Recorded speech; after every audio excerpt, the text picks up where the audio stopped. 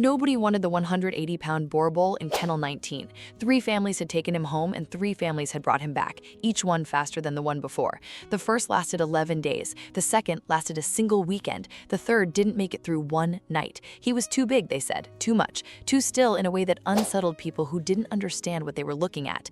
And then on a gray Tuesday afternoon in Boulder, Colorado, a 56-year-old widow who had not spoken to another living person in 4 days knelt down in front of his cage. The dog the whole world had given up on lifted his enormous head, looked straight into her eyes, and let out one low, broken sound that seemed to say, "Finally."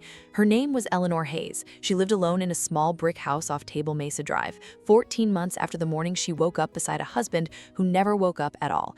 Daniel had been 61, 33 years of marriage, and then a quiet heart attack in his sleep, and then a silence so complete that Eleanor sometimes caught herself talking to the kettle just to hear a human-sounding voice in the kitchen. She had a pension in Seattle who called on Sundays. She had a pension, a paid-off house, and a garden she had stopped tending the spring Daniel died. She did not need a dog. She told herself that on the 40-minute drive to the Foothills Animal Shelter, and again in the parking lot, and again as she walked past the long rows of barking faces. She had come, she insisted, only to donate the old blankets from the hall closet. But the shelter manager, a soft-spoken man named Carl, watched her stop at Kennel 19 and not move for a very long time. "That's Bruno," Carl said gently. "He's been with us 412 days, longest of any dog here."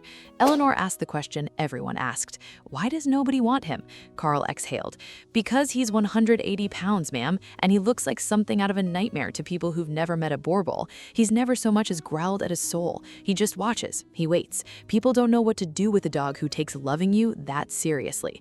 Eleanor knelt down. Her knees ached on the concrete.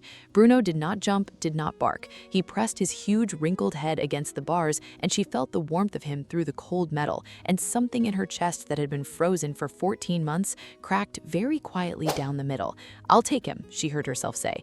Carl blinked. "He eats 9 pounds of food a week. Ma'am, he is a lot of dog." Eleanor stood up slowly. "So am I," she said. "I can see you are still with us but haven't subscribed yet, and honestly, that stings a little. If this story found you tonight, tap subscribe." The first week nearly broke them both. Bruno did not understand houses. He knocked a lamp off the side table with one swing of his tail in the first 10 minutes. He could not fit under anything, beside anything, behind anything. He weighed more than Eleanor's washing machine, and when he lay down on the kitchen tile, the whole floor seemed to tilt toward him. He emptied a 40-pound bag of kibble in 5 weeks and drained a water bowl the size of a mixing basin twice a day. That first night, she made him a bed in the laundry room with an $80 orthopedic mattress. By 2 in the morning, the mattress was empty, and Bruno was asleep across her bedroom doorway, all 180 pounds of him wedged into the frame like he had decided that was his post and the matter was closed. She tried to move him. Bruno opened one eye, looked at her, and shut it again. The conversation, such as it was, had ended. By the end of the first week, Eleanor had lost the lamp, 2 slippers, her side of the couch, and the ability to eat a single meal without a colossal head resting on the table beside her plate, watching every forkful travel from plate to mouth with the patience of a saint and the drool of a broken faucet. The puddle under his chin measured roughly the size of a dinner plate, every meal. She started keeping a towel on the table the way other people keep a salt shaker. But here is the thing nobody tells you about Boerboels. Behind that enormous skull is a mind that reads people the way the rest of us read weather. And Bruno had been reading Eleanor since the moment she stopped at his cage. 3 weeks in, Eleanor had a bad night. It was the 11th of the month, the date Daniel died, the date she dreaded 11 times a year. She sat down on the cold kitchen floor at 9 in the evening and cried the way you only cry when you are certain no one will ever see it. Bruno crossed the kitchen slowly. He did not paw at her, did not whine. He lowered his great body to the floor, laid his head in her lap, and stayed there, breathing slow and deep until her own breathing finally matched his. For the first time in 14 months, the house did not feel empty. After that night, a routine took shape, the kind of small daily architecture that quietly holds a life together. Every morning at 6:15, Bruno walked to her bedroom door and sneezed. Not barked, sneezed. One enormous theatrical sneeze that rattled the window panes and meant without question that breakfast was overdue. He had a thing about her grazing glasses. If she left them anywhere but the kitchen counter, he would find them, carry them gently in his soft mouth, and set them down beside his food bowl as though opening a negotiation. He learned the exact sound of her daughter's Sunday phone call and would lie with his chin on her foot the whole time, as if guarding the connection.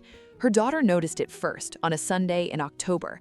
"Mom," she said, "you sound different. You sound like yourself again." Eleanor looked down at the 180 pounds of dog asleep on her foot and didn't quite trust herself to answer. Eleanor began to leave the house again. She walked Bruno every morning down Table Mesa and along the path toward the foothills. And at first, the neighbors crossed the street. A jogger changed her route. A man pulled his small son a step closer and muttered something Eleanor pretended not to hear. Bruno never reacted, never strained the leash, never so much as flicked an ear. He simply walked at her side, 180 pounds of complete and total calm. And slowly, week by week, the street began to learn what Eleanor already knew. The neighbor children were the first to break. A girl of about 5 named Posy darted across a lawn one Saturday morning and threw both arms around Bruno's massive neck before her father could even open his mouth. Eleanor's heart climbed into her throat. Bruno lowered his head, let the child squeeze the loose folds of his face, and swept his tail across the grass like a slow metronome. The father let out the breath of every parent who has ever assumed the worst. "I guess he's not what I expected," he said. Eleanor smiled. Nobody ever expects him. Then came the night that changed everything. It was the 3rd week of January, and Boulder lay buried under a hard, glittering freeze. A little after 11, Eleanor stepped onto the back porch to bring in the bird feeder before the raccoons got to it, the way she had 1,000 times. She never saw the patch of black ice on the top step. Her feet went under her and she came down hard on the concrete below, and the back of her head met the edge of the bottom stair with a sound she would not remember. When she came back to herself, she could not move her left arm, and the cold had already worked its way through her thin cardigan and into her bones, and the night was 21 degrees and dropping. Her phone sat inside on the kitchen counter, 10 impossible feet and 1 closed door away. She tried to call out, and her voice came out as a whisper the wind ate whole. This was the part where, 14 months earlier, the story would have ended. A woman alone, a frozen yard, a house no one would think to check until her daughter grew worried on Sunday. But Eleanor was not alone anymore. Bruno had heard her fall. Through the back door, in a language older than any of us remember, he understood that something was catastrophically wrong. He began to bark, and it was nothing like the low warning rumble the neighbors had once feared. It was enormous, relentless, desperate, a sound that rolled down the frozen street and would not stop. He threw his 180 pounds against the back door again and again, the frame shuddering with every impact. Across the fence, the porch light of the house behind Eleanor's snapped on. A retired firefighter named Walt, who had lived there for 40 years and had never once heard that dog make a single sound, came out onto his deck in his slippers, listened, and something in the raw pitch of it pulled him toward the fence at a dead run. He found Eleanor on the concrete, gray and shaking, with Bruno's massive face pressed to the glass above her. Walt was on the phone with the dispatcher before he had fully understood what he was seeing. The paramedics arrived in 9 minutes. They told Eleanor's daughter later that another 40 minutes in that cold with that head injury and the outcome would have been very different. The dog 3 families had sent back, the dog the world called too much, was the only reason Eleanor Hayes lived to see the morning. She came home from Boulder Community a week later with 11 stitches and a cast on her arm.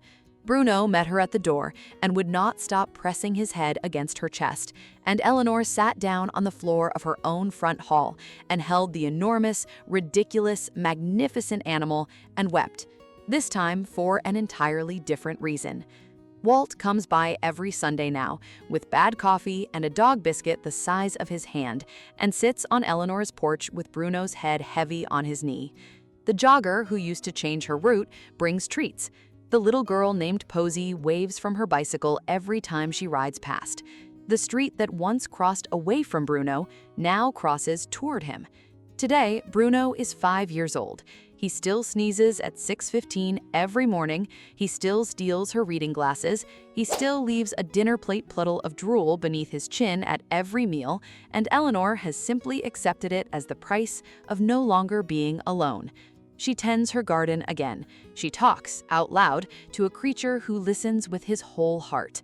And every night, Bruno wedges his 180 pounds into her bedroom doorway, takes up his post, and stays. When a dog won't leave your side, don't call him clingy and don't call him too much. Maybe he knows something you have forgotten. Maybe he isn't following you at all. Maybe he is simply making sure you are never, ever alone again. Some of the ones the world throws away are exactly the ones who were built to save us. Eleanor didn't rescue Bruno that gray afternoon in Kennel 19.